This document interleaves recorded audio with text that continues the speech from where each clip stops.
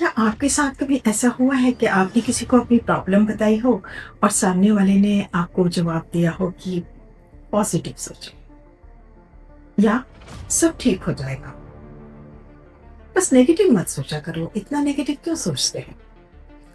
हो सकता है इंटेंशन शायद अच्छे हैं, लेकिन कभी कभी यही एडवाइस हमें और ज्यादा तकलीफ देने लगता है। अगर आपको भी कभी ऐसा लगा है कि पॉजिटिव रहने की इतनी कोशिश के बाद भी एंजाइटी कम नहीं हो रही, तो इस वीडियो को लास्ट तक जरूर देखिए, क्योंकि आज हम बात करेंगे पॉजिटिव थिंकिंग के उस साइड की जिसके बारे में बहुत कम लोग बात करते हैं। और एंड में मैं आपको बताऊंगी कि हेल्दी ऑप्टिमिज्म और टॉक्सिक पॉजिटिविटी में असली डिफरेंस क्या है। सबसे पहले एक बात क्लियर कर देते हैं, पॉजिटिव सोचना गलत नहीं है, होप रखना भी गलत नहीं है।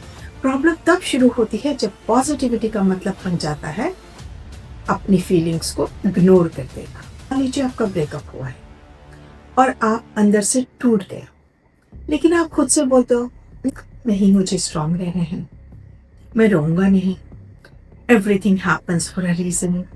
या किसी अपने को लूज कर दिया, अपने को खो दिया और लोग बोलते हैं मूव ऑन, टाइम सब ठीक कर देगा।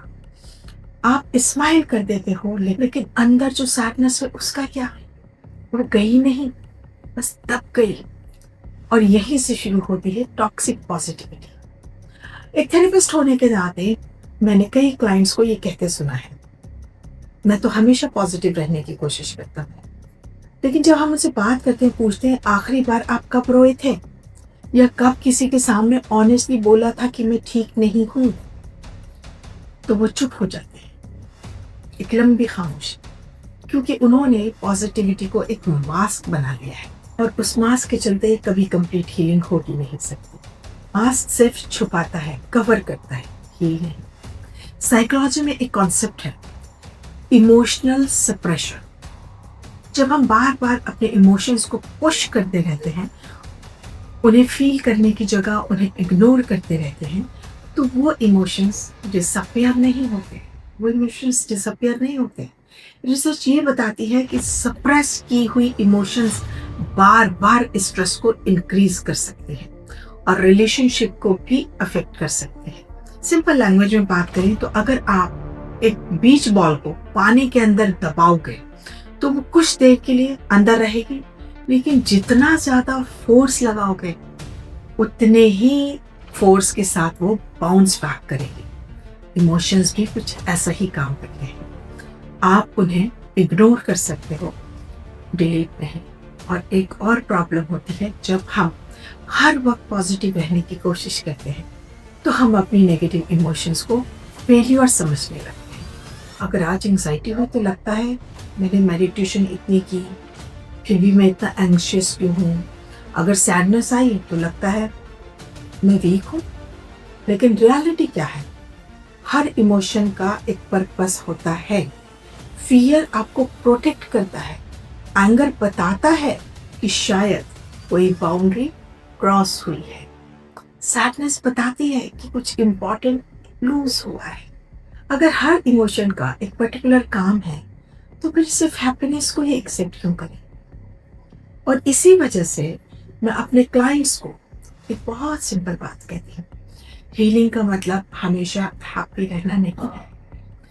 हीलिंग का मतलब होता है हर इमोशन के साथ बैठ पाना, बिना उसे जज किए, बिना उसे भगाए, बिना उसे फोर्सफुली पॉजिटिव बनाए। कि इमोशंस तो आएंगे, आप उनसे भाग थोड़ी सकते हैं। सुख और दुख बराबर चलते हैं, you can not choose only सुख, दोनों साथ चलेंगे। आपको बैलेंस करना आना चाहिए। तो इसीलिए फोर्सफुली पॉजिटिव ना बनाए। अगली बार जब आप अपसेट हो, वैसे ये मत कहिए कि मुझे पॉजिटिव सोचना चाहिए, उसकी जगह 3 सवाल पूछिए। मैं अभी क्या फील कर रहा हूँ?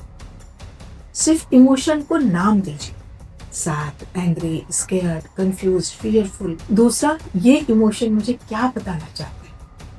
हर इमोशन एक मैसेज लेकर आता है, उसे दुश्मन मत समझिए, टीचर समझिए। और तीसरा, इस वक्त मुझे पॉजिटिविटी की ज़रूरत है या कंपैशन की, क्योंकि कई बार हमें मोटिवेशनल कोट्स की ज़रूरत नहीं होती, सिर्फ किसी का ये कह देना काफ़ी होता है, जो तुम फील कर रहे हो वो वैलिड है। और कभी कभी हमें ये बात खुद को बोलनी पड़ती है। मैं आपको पॉजिटिव सोचना छोड़ने के लिए नहीं कह रही, मैं सिर्फ इतना कह रही हूँ कि पॉजिटिविटी तब तक हेल्दी है जब तक वो रियलिटी को डिनाई नहीं करती। और रियल हीलिंग तब शुरू होती है जब आप अपनी सैडनेस को भी उतनी ही रिस्पेक्ट देते हो जितनी अपनी हैप्पीनेस को, क्योंकि इमोशंस को इग्नोर करने से वो खत्म नहीं होते, लेकिन जब उन्हें समझा जाता है तब वो धीरे धीरे ट्रांसफॉर्म होने शुरू होते हैं। ये जर्नी ट्रांसफॉर्मेशन की है।